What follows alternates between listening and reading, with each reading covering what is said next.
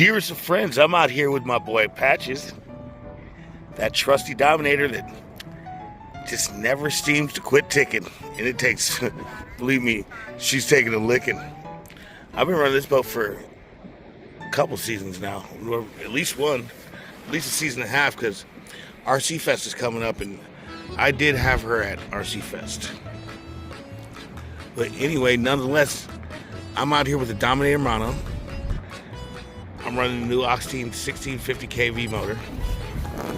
I've got my 4514 stainless on there. Nothing too crazy. I like this combo and I keep running it for enjoyment. I got the Oxidean mobile back, which is so awesome. We're glad we got the Oxidean mobile back. That is so rad. RC boating out of a BMW is doable, but it's not ideal or fun. You know, today feels a little different talking to you guys because so many guys have called me this week and bought boats.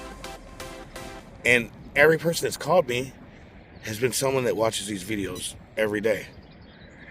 And that gives me a different closeness with my customer base. You know what I mean? Like, I feel like I'm just talking directly to you guys.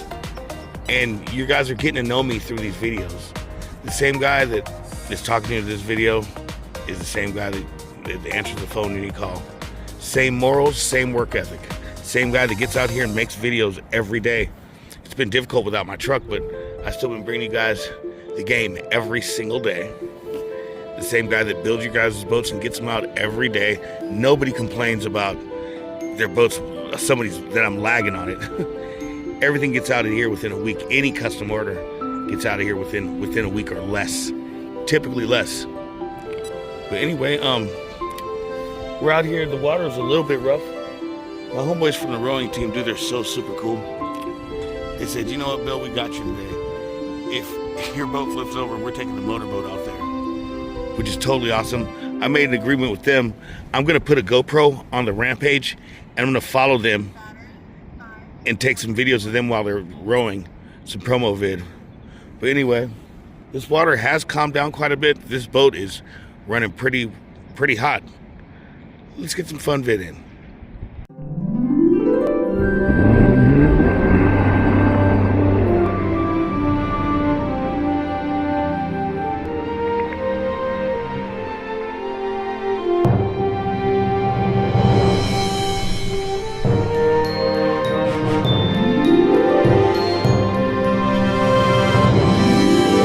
Found my thrill.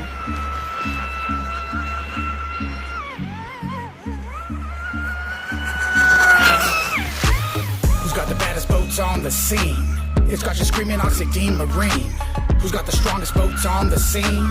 It's got you screaming Oxidean Marine. Who's got the baddest boats? Well, I'm all over the place out there. It's got you screaming Oxidean Marine. Who's got the fastest boats on the scene? It's got you screaming Oxidean Marine. Starting with the carbon fiber Kevlar weave. CNC parts, man, it's built. A man without a plan and a man with no land. 100 miles an hour on the water. Animal twin cat RTR.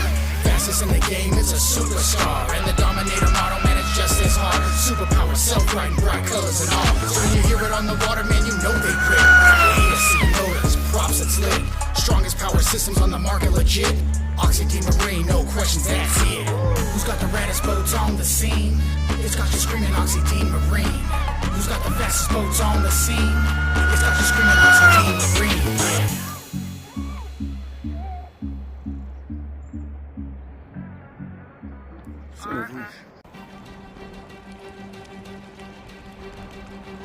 All right, the shuttle boat's coming to get me. And that's what I call rad.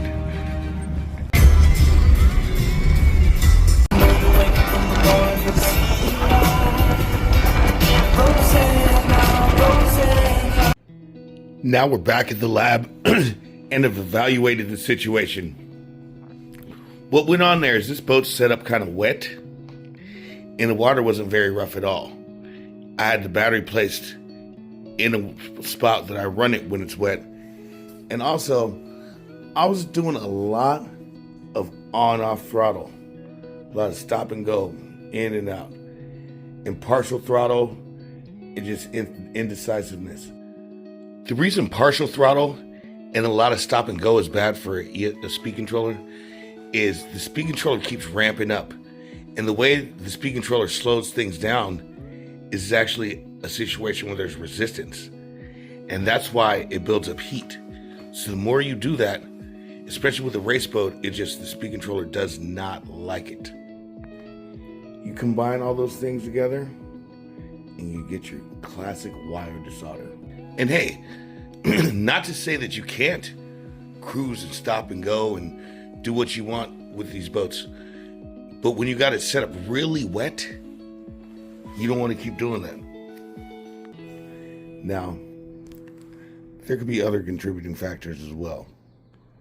Battery condition. Lame batteries will give you that result. A tired speed controller. I would assume this ESC is getting pretty tired of me. I've been putting it through a lot. I've been putting this speed control through the world. And please, I hope you don't mind that Fluffy insists on being in the video. Fluffy the attack cat. If I try to remove her from the video, she will attack me. Anyway, back to this boat. So every now and then that happens. Further on with testing, a lot of times I test things to the point that they actually do fail. But the motor didn't fail. We had a desoldering, and that's because of a lot of different factors. I've done rigorous testing with these motors, and they absolutely scream. Like I said, I had this thing super wet and pushed it and pushed it and pushed it until all it did was desolder. Nothing burned up, nothing catastrophically failed or anything like that. But I like to bring you guys along with my journey. And like I said, I'm just glad to be back on the water with my proper equipment, with my proper truck. But